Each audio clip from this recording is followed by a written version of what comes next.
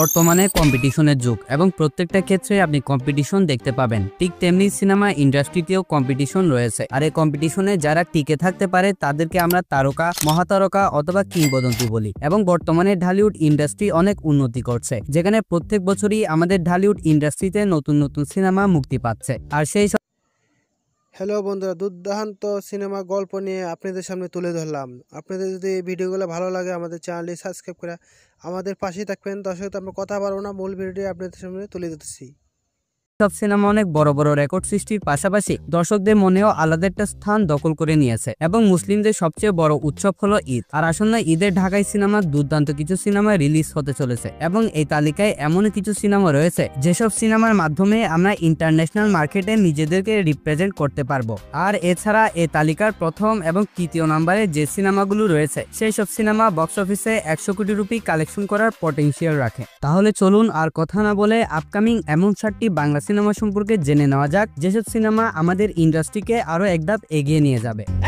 So guys, 7 নম্বরে রয়েছে বরবাদ। এটি এদেশের সুপারস্টার শাকিব খানের আপকামিং বড় বাজেটের অ্যাকশন ভায়োলেন্স সিনেমা। সিনেমাটা পরিচালনা করছে তরুণ নির্মাতা মেহেদী হাসান হৃদয়। সিনেমাটার মাধ্যমে আমরা প্রথমবার বাংলা সিনেমার মধ্যে অ্যাকশন আর ভায়োলেন্স দেখতে চলেছি। এই সিনেমাটির মধ্যে অ্যাকশন ডিরেক্টর হিসেবে কাজ করছেন রবি ভার্মা, যিনি এর আগে সাউথের রামচরণ এবং পাওন কালনানের মতন অ্যাক্টরদের সাথে সিনেমাতে কাজ করেছেন। তাহলে তো বুঝতেই পারছেন সিনেমাটার মধ্যে কোন লেভেলের অ্যাকশন থাকবে। সিনেমাটার first look poster already social মিডিয়ায় আগুন লাগিয়ে দিয়েছে। এমনটাও শোনা যাচ্ছে এই সিনেমাটার মধ্যে শাকিব খানকে প্রথমবারের মতন ন্যাড়া মাথায় দেখতে পাওয়া যাবে। সিনেমাটায় ভিলেন চরিত্র প্লে করছে যিশু সেনগুপ্ত। সিনেমাটার জন্য অডিয়েন্স অনেক বেশি এক্সাইটেড। সিনেমাটা রিলিজ করা হবে এবছর রোজার ঈদে। এই সিনেমাটা বক্স অফিসে বিশাল অ্যামাউন্টের একটা কালেকশন করতে চলেছে। 6 নম্বরে আছে চক্কর 302। এটি একটি আপকামিং সাসপেন্স থ্রিলার সিনেমা এবং মুভিটার প্রধান চরিত্রে রয়েছে মোশাররফ করিমের মতন প্রতিভাবান অ্যাক্টর। এটি কোনো অ্যাকশন সিনেমা নয়, সিনেমাটার মধ্যে একটি মানবিক গল্পকে তুলে ধরা হবে। মুভিটা পরিচালনা করছে সারাফ আহমেদ এবং চক্কর 302 তার ক্যারিয়ারের প্রথম মুভি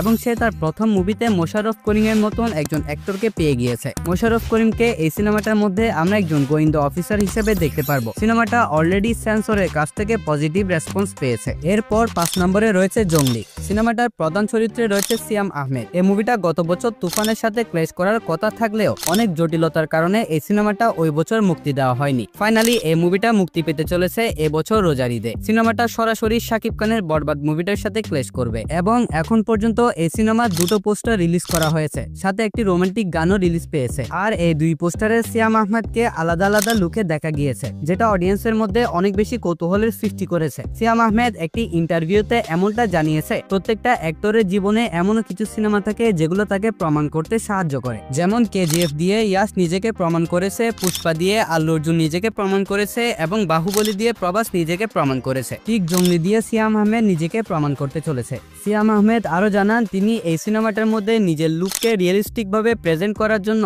7 থেকে 8 মাস চুলদারি কাটেন নাই। বোঝাই যাচ্ছে এই সিনেমার জন্য সিয়াম আহমেদ কত বেশি ডেডিকেটেড। দেখা যাক রিলিজের পর এই সিনেমাটা কেমন পারফরমেন্স করতে পারে। এই লিস্টে 4 নম্বরে রয়েছে নীলচক্র। সিনেমাটা